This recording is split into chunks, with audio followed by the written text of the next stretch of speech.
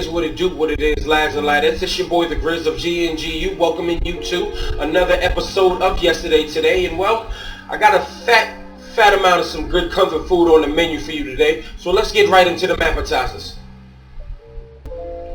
So Watch Dogs Legion has officially launched, and I'm still particularly interested in this game because I only played some of the first one and I just completely skipped over the second one, even though I heard the second one was a huge improvement over the first one. It just still released around a bunch of more interesting games at the time. And then even still, Watch Dogs Legion, it's just one of the choices that you make along with a bunch of other games that's coming out around the same time. Crazy time around this time of year when a bunch of games come out. But I'm really interested in it right now. I want to point out that it's sitting at a 77 on Metacritic, and in about a week or so, I'm expecting it to go to like maybe a mid 80s to a high 80s, and I'm really just wanting to hear more about it. If you're a Watch Dogs fan and you're really interested in this and you get to it before me, let me know down in the comments below what you're a fan of, what you feel about it, and just tell me about it and tell me what you feel about the game going forward. But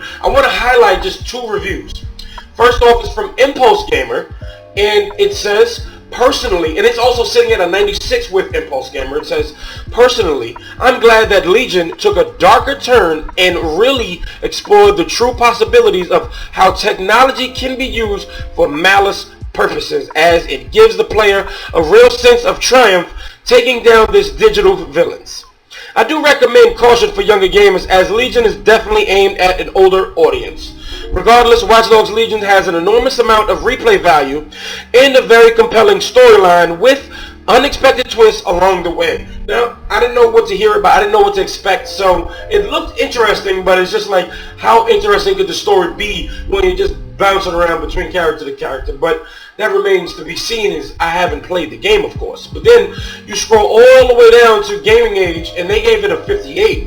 And it was interesting what they had to say, and even a little comical. He said, if I'd pay full price for it on release day, I'd be wondering why I paid so much money for a game that feels closer to EDF, Earth Defense Force, or Goat Simulator than anything else. Obviously, I had fun with it, so I wouldn't say never buy it or never play it, but you may be better off waiting for it to be coming down in price. Then you hop in and start crashing cars and causing mayhem to your heart's content. Well, like I said, if it gets to a high 80s, mid 80s, that's exactly what I expect. I'll probably wait for a sale. But if it gets into the 90s, then I just might have to consider getting that game sooner than expected. Man, Call of Duty's reach is just so real. Given the fact that it's getting ready to launch, Call of Duty Mobile is getting ready to launch in China very soon. It's just letting you know that it's at over 50 million pre-registrations in China alone, period. And it's just 300 million worldwide everywhere else, but over 50 million in China alone. That's wild. Why? Because mobile gaming is just really huge in China. Busy city, busy country, really. Everybody's just going everywhere, and they're on the go, on the trains and everything like that, on the go. And mobile gaming is huge because also console gaming wasn't really a thing over there for a little while due to law restrictions and stuff like that. And just Call of Duty, and it's a non-Chinese game, and it's going over to China mobile, and they want that many more people want to play it. Call of Duty's reach is insane. I just have to give credit to it. Give credit where it's due. Maybe they just keep pumping microtransactions into that, and maybe they tone it down a bit on consoles. I don't see it happening because it's just working now for all the other Call of Duty, so it is what it is. But they just getting money hand over fist everywhere now.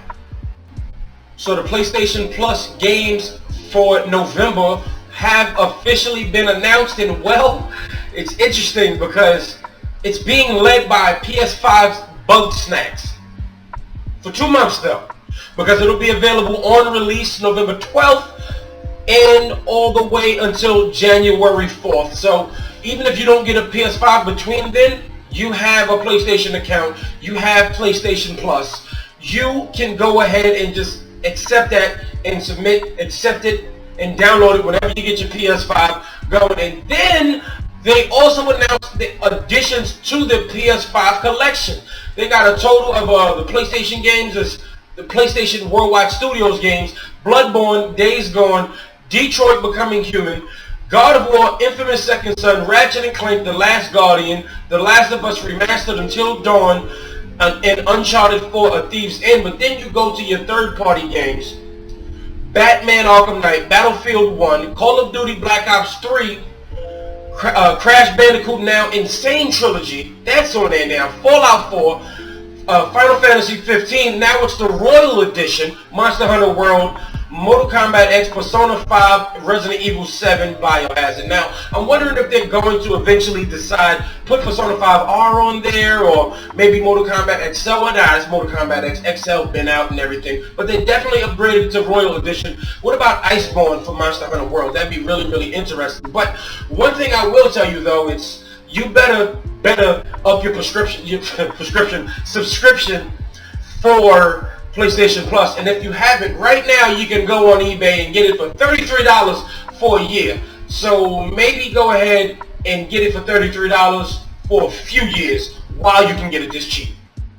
So Chris Lee, the project director for Halo Infinite, has officially departed the project and looking for other stuff. Now, he still works for Microsoft, but he's just not there. So now I'm really wondering if that means he's just not having, his work is finished, there's nothing else for him to do, and the game is progressing pretty well, or does it just mean like, yo, you know, he's probably having problems or something, and he just said, maybe move me somewhere else, but I don't want to leave the company. So he released an official statement. He said, I have stepped back from Infinite, and I am looking at future opportunities. I believe in the team, and I am confident they will deliver a great game, and now is a good time for me to step away. It kind of sounds like he's just, maybe his stuff is done and they don't really need him for what he's capable of doing. But then Microsoft actually said Chris Lee remains a Microsoft employee, and while he has stepped back from Halo Infinite right now, we appreciate all he has done for the project to date. And, well, alright, maybe he'll come back eventually. We don't know what Halo Infinite is going to be as of yet. We do know there's going to be a single-player campaign, and the multiplayer will be a separate thing almost. So, what is there left for him to do? Because other people have left before him. So I'm really, really interested in seeing where this is going. I just really hope that this isn't jeopardizing the game, because Halo Infinite, while it showed some promise, it wasn't really polished, we'll say.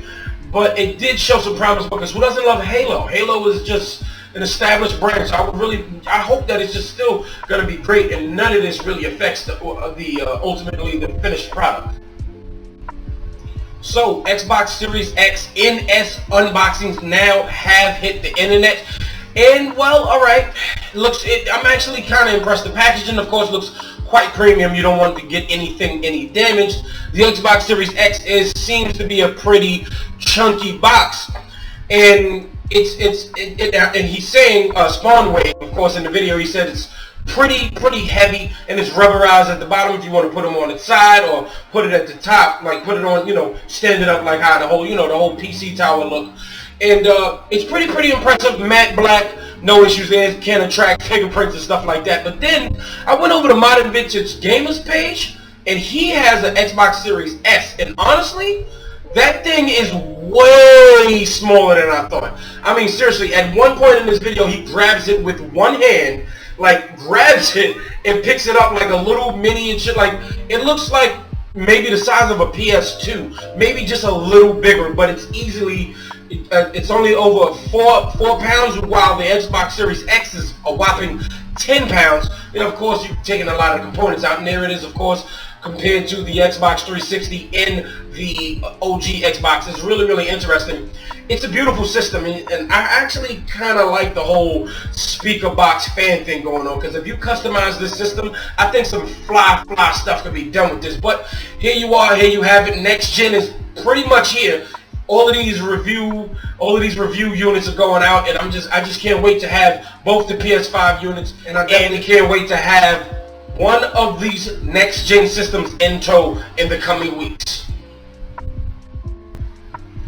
So Nintendo released a surprise Nintendo Direct Mini partner showcase. That is just so, that's so much to say. But they released one yesterday, and it was more than a mini. Honestly, I really feel like it was a bit more of a bigger deal. But you know what? I understand why they call it a mini, because it was just more updates on some games we knew. But there were actually some surprises, and I want to actually go about the fact Nintendo just seems to really be moving into the cloud gaming stuff without really just making a big deal of it. Last year they got Resident Evil 7 Biohazard on there, and they tried it out, and some said, okay, it works fine.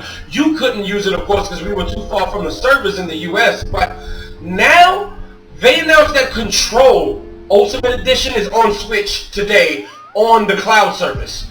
They don't even have a name for the cloud streaming. It's just on there, cloud streaming. You literally download it, and then you, of course, make a purchase inside the game. And then they're also going to release the new Hitman on there. This is insane. I guess this is interesting to me, and I'm going to say exactly why. If they're going to release a Nintendo Switch Pro next year, possibly, because there's been some heavy rumors, this is all speculation, this cloud streaming thing might be better moving forward for the Nintendo Switch. So when the Nintendo Switch Pro comes out, like, oh look, you can get, let me get Control. I can get it physically on the Switch Pro, but I can't play it on my base Switch. But I can play it on the cloud streaming. This is actually kind of brilliant. You don't want to upgrade to the $400, maybe $500 Nintendo system that can play these games directly on the system. Well, keep your $300 or $200 system and just stream it on the cloud. That's kind of brilliant, and that's actually low key. And if Nintendo is going to do this, take that with a grain of salt. This is speculation, of course, on my side. But if Nintendo does this, that's just quiet genius on the side of Nintendo. But I want to move on to Breath of the Wild prequel, Hyrule Warriors. This trailer, first of all, brought us a new demo, right? We got a demo, but what's playable in this demo? Divine Beasts. I'm not joking. Seriously, it's on the bird. He's on the bird Divine Beast, and it's shooting. And then all of them, with all the elements that they use it in the game. This absolutely looks crazy. You can play a Divine Beast, and this is the camel charging through kingdoms and walls, and I'm fanboying, absolutely, and I'm a bit of a fake Zelda fan, if you will, but I loved Breath of the Wild, and this world, to see more of this world in such a heavy story standpoint, I'm very, very interested. But then, of course, I want to bring some more great news. Well, we definitely got a chance to see more of Phoenix Rising, more of what we already saw, customization and everything like that. Bravely Default is officially launching next year, and they also said it's February 26th, and they also said that they took a considerable amount of information on the comments that they released off the demo that they released earlier this year. New story of seasons, but hear me out. No More Heroes 3 is still coming out next year, but as it was rated a few months ago, No More Heroes 1 and 2 is going to be on the Nintendo Switch right now. It was downloadable starting yesterday right during that Direct. And they are now $17.99 each until November 15th, of course. After that, it will be $20. Now, before they get me, before I just make a hasty purchase, I'm waiting for a physical edition. It's going to kill me. I know. It's going to kill me because I want to play these games right now. But Nintendo has been moving real funny. You can't get Fire Emblem, the physical edition of the original Fire Emblem, after March. You can't get Mario 3D All-Stars after March. These things are automatically becoming collectible. I don't know what they're going to do with No More Heroes, but I don't know if a partnership is going to happen with I Am 8-Bit, Limited Run Games, Special Reserve Games, and all of the other ones, the Limited Run style games of companies. I want to play this game right now, but it finally is happening. And then we got a chance to see some more of No More Heroes 3. It looks absolutely amazing.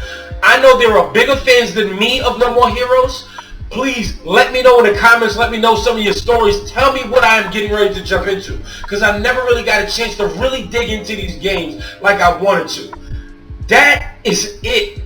This mini Direct was way bigger than what we expected, and I can't wait to play most of these games. Alright, lads and ladders, thank you so much for watching. I am getting hoarse from all this excitement, so let's go ahead and end this video right here. Go ahead and hit the like button if you haven't already. If not, hit the dislike. It's all good. And if you're new here, go ahead and hit the subscribe button. I'm trying to get up there to the road to 3,300 subscribers by the end of next year. I will be 34, 33 right now, so I'm trying to get to the 3,300. And lads and ladders, thank you so much for watching, and please don't forget to share this video everywhere. This video is finito.